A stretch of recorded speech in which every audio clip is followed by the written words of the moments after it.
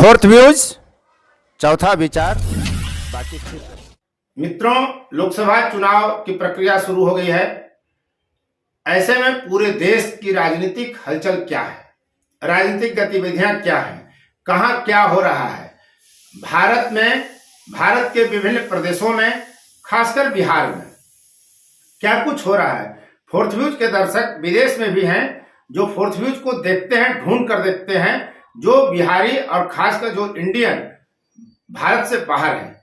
ऐसे में हमने एक प्रयास आज से प्रारंभ किया है इस वीडियो से कि हम आपको देश भर की राजनीतिक हलचलों के बारे में संक्षिप्त रूप में जानकारी दें, जिसमें 10 से 20 खबरें भी समाहित हो सकती हैं।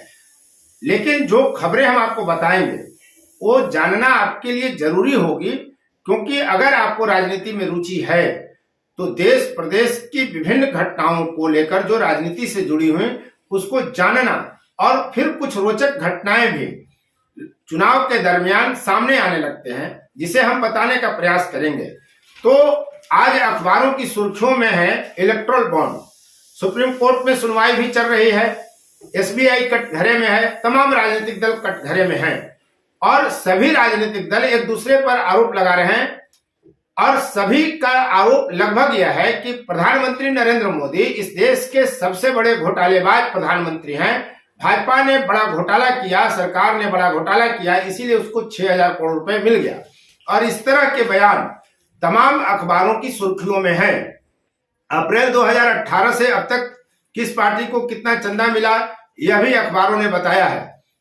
लेकिन अगर अखबारों की सुर्खियों से अलग जाएं, जैसे दैनिक जागरण ने अखबार का हेडिंग लिखा है, बैनर रिपोर्ट बनाया है उसने कि बॉन्ड के जरिए सबसे ज्यादा चंदा लेने वाली पार्टियों ने नहीं बताए दाता के नाम, और इस पर पूरे देश में गर्म माहौल है। चुनाव आयोग ने चुनावी बॉन्ड का सारा ब्यौरा और पार्टियों का पत्र व्यवहार सार्वजनिक किया है।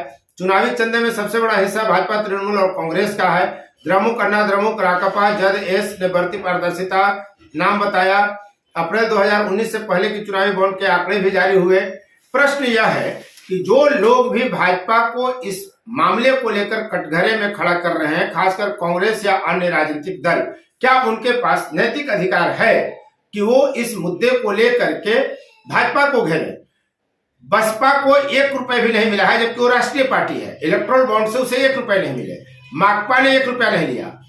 तो अगर माकपा और बसपा जैसी पार्टियां सवाल उठाती हैं कि केंद्र की सरकार ने, मोदी की सरकार ने भ्रष्टाचार के लिए इलेक्ट्रोल बॉन्ड बनाया, तो यह विश्वसनीय है, उन पर विश्वास किया जाना चाहिए, इसलिए कि उनका नैतिक आधार है। क्योंकि वामपंथी दलों ने और खासकर माकपा ने, याद रखिए, इलेक्ट्रोल बॉन्ड को लेकर जो सुप्रीम कोर्ट में 3 मामले दायर किए गए हैं, उसमें एक बार माकपा लेकर गई थी। तो माकपा को तो कहने का अधिकार है, लेकिन क्या कांग्रेस को, राजद को, तृणमूल को, डीएमके को या अन्य जो राजनीतिक दल हैं जिन्होंने करोड़ों रुपए वसूले, उनको कहने का अधिकार है? सीधी सी बात है कि इनको दर्द इस बात की है कि भाजपा को 6,000, मुझको 1,000 क्यों? सीधी समझने की बात है कि जिसके 303 सांसद हैं और जिसके 53 सांसद हैं, किसी के 19-20 सांसद हैं, अगर सांसदवार अगर आप प्राप्त धन में विभाजित करेंगे तो भाजपा को कम पैसे मिले हैं। और यही कारण है कि इलेक्ट्रोल बॉन्ड देश का बड़ा मुद्दा होते हुए भी भाजपा को नुकसान कर दे लोकसभा चुनाव में, ऐसी स्थिति नहीं दिख रही है। दूसरी बात हर जगह है कि किस दल में सीटों के बंटवारे को लेकर क्या चल रहा है, कौन दिल्ली में जुट रहा है, कौन आंध्र प्रदेश में जुट रहा है, कौन उत्तर प्रदेश में बैठकें हो रही हैं, बिहार में बैठकें हो रही हैं, छत्तीसगढ़ में बैठकें हो रही हैं, मध्य प्रदेश में बैठकें हो रही हैं। यानी तमाम राजनीतिक दल बैठकों का दौर जारी है उनके बीच, और सीट शेयरिंग का फार्मूला तय करने, सीटों पर कैंडिडेट घोषित करने का सिलसिला पूरे देश में चल रहा है। कुछ खबरें हम और इधर उधर से आपको ले लेते हैं। जैसे बदलते समीकरण से उत्तर प्रदेश में रोमांचक होता चुनावी संग्राम, एक हेडिंग है जिसमें दल बदलुओं से बदलता दिख रहा है सीटों का गणित। जमीनी समीकरण दुरुस्त करने की मुहिम में सपा और कांग्रेस गठबंधन जुटे हैं। साफ कहा गया है कि उत्तर प्रदेश में जो है कितनी सीटों पर कौन जीता था। 51 सीटों पर प्रत्याशियों की सूची जारी कर चुकी है भाजपा। उत्तर प्रदेश में 17 सीटें मिली हैं कांग्रेस को। सपा से गठबंधन के तहत 41 प्रत्याशियों की घोषणा के बाद से हाथ पर हाथ धरे बैठी हुई है सपा। सूझ ही नहीं रहा है किसी को कि क्या करें क्या नहीं करें। सामाजिक समीकरण साध कर भाजपा को चुनौती देने के फेर में लगी हुई है कांग्रेस उत्तराखंड में। हरिद्वार और नैनीताल उधम सिंह नगर संसदीय सीटों पर उम्मीद उनकी बंधी हुई है। मुस्लिम, अनुसूचित जाति, जनजाति व पिछड़े वर्ग का उनको लाभ मिलने की संभावना है। 5 सीटें हैं उत्तराखंड में लोकसभा की और सभी पर भाजपा काबिज है।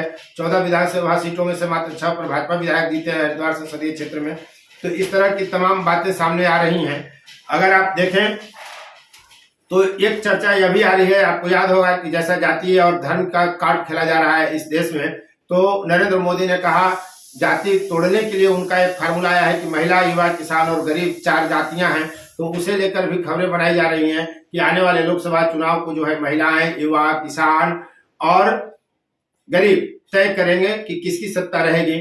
भाजपा दावा करते रही कि हम 80 करोड़ गरीबों को अनाज दे रहे हैं, विभिन्न प्रकार की कल्याणकारी योजनाएं चला रहे हैं।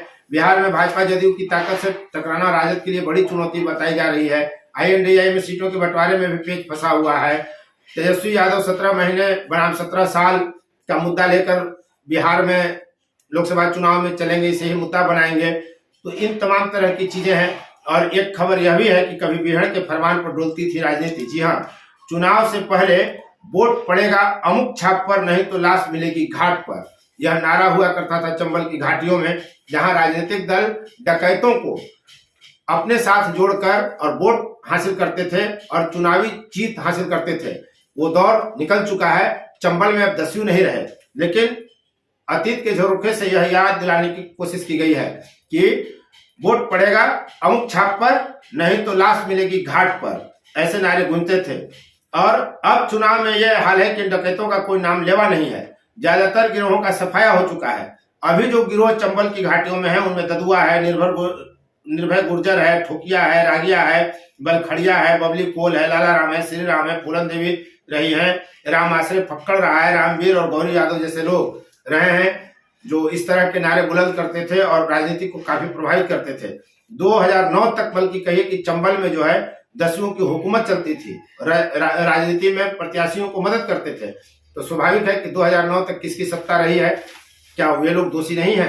हर बात के लिए मोदी को जिम्मेदार ठहराने वालों को इस सवाल का भी जवाब देना चाहिए।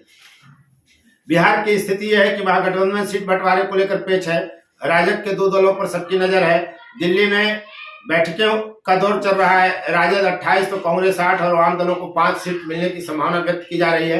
बहरहाल होता क्या है, राजनीति के अंत में कोई समझने के लिए तैयार पहले से आप आकलन नहीं कर सकते हैं। राजद फिर पोस्टल बैलेट को सबसे पहले काउंटिंग करने की बात को लेकर के आगे बढ़ रही है।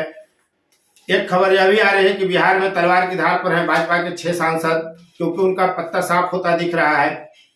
तो तमाम तरह की बातें हैं। बिहार में विधानसभा का उपचुनाव भी होना है, विधानसभा जहां से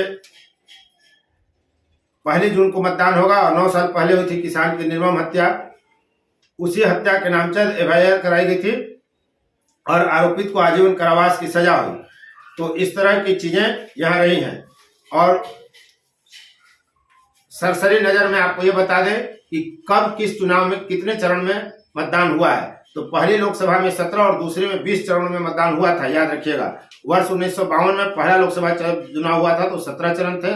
1957 में 20, 1962 में 7, 1967 में 13, 71 में 9, 1977 में 4, 1980 में 2, 1984 में 3, 1989 में 3, 1991 में 4, 1996 में 3, 1998 में 4, 1999 में 8, 2004 में 4, 2009 में 5, 2014 में 10, 2019 में 7 और 2024 में 7 चरण में चुनाव हो रहे हैं। चरण को लेकर भी सवाल उठाए जाते हैं। तो पूछा जाना चाहिए कि 2014 में किसकी सरकार थी? क्या 2014 में नरेंद्र मोदी की सरकार ने चुनाव कराया था? तब मनमोहन सिंह प्रधानमंत्री थे और 10 चरण में चुनाव हुआ था।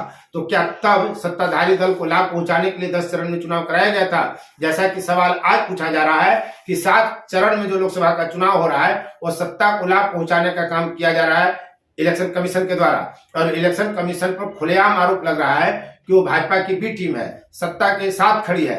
तो फिर मनमोहन सिंह जब प्रधानमंत्री थे 2014 में और लोकसभा चुनाव 10 चरण में हुआ था, तो फिर किसको लाभ पहुंचाने के लिए इलेक्शन कमीशन ने यह कदम उठाए थे? तब इलेक्शन कमीशन क्या भाजपा के हाथों बिक गई थी या कांग्रेस का खिलौना बनकर रह गई थी? ये तमाम तरह के सवाल हैं।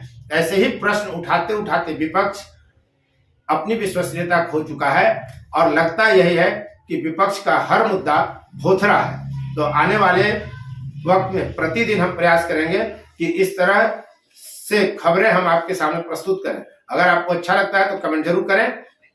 धन्यवाद। फोर्थ व्यूज, चौथा विचार, बाकी फिर